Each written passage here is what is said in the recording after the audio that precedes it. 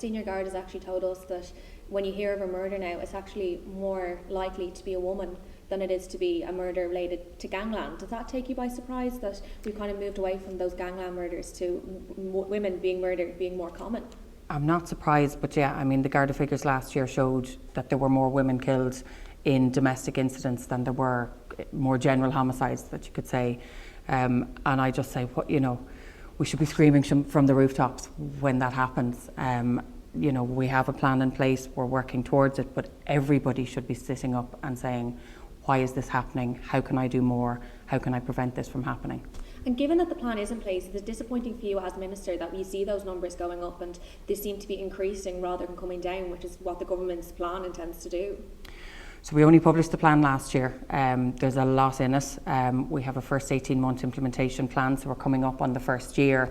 And, there's lots of things that we're working on that we have achieved, that will be achieved in the next few months, whether it's new legislation. So in the coming weeks, I'll enact new laws around stalking and non-fatal strangulation. We'll increase our maximum sentences for assault causing harm. I hope sending very clear and very strong signals to people who are currently abusers or thinking about it or find themselves in that situation. But also there's been a lot of work done in trying to raise awareness in national campaigns, in encouraging people to come forward. And what's really encouraging in the last year, despite these figures, the number of people coming forward has actually increased. So particularly since COVID, where there was a real focus on getting into people's homes via their social media, TV channels, whatever way we could, to say there's supports here, there's resources here, there's people to help you. And because of that, we've actually seen an increase in people coming forward. So it might look negative that more women are seeking help. To me, that's a positive. It means more women are coming forward. Do you think that's the full story? Do you think there's women who aren't coming forward? And what can you do to get them to come forward? 100%. I think what we have is only the tip of the iceberg, to be honest. When you look at the figures that were published last week, the CSO figures as well, the sexual violence surveys, 1 in 5 women who've been raped or sexually assaulted. So you apply that to any group of people you know, any group of girls that you're part of, or that you know, any room you walk into.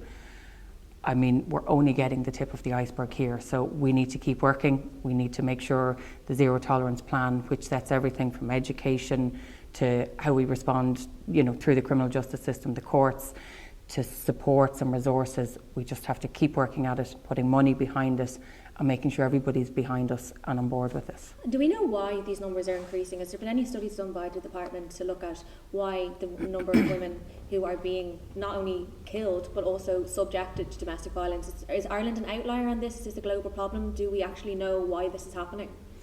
It's a global problem, and it's something that I talk to my colleagues internationally and on a European basis. We held a conference last September here, and it was a European conference where I invited over 35 countries to join me in focusing on domestic violence, what we can do more, where countries haven't signed up to what's called the Istanbul Convention, which is a convention basically bringing people to a point where they are saying, as a government and as a country, we're going to tackle this, we're going to put laws in place, we're going to put supports in place, and then people are actually monitored, or the countries are monitored.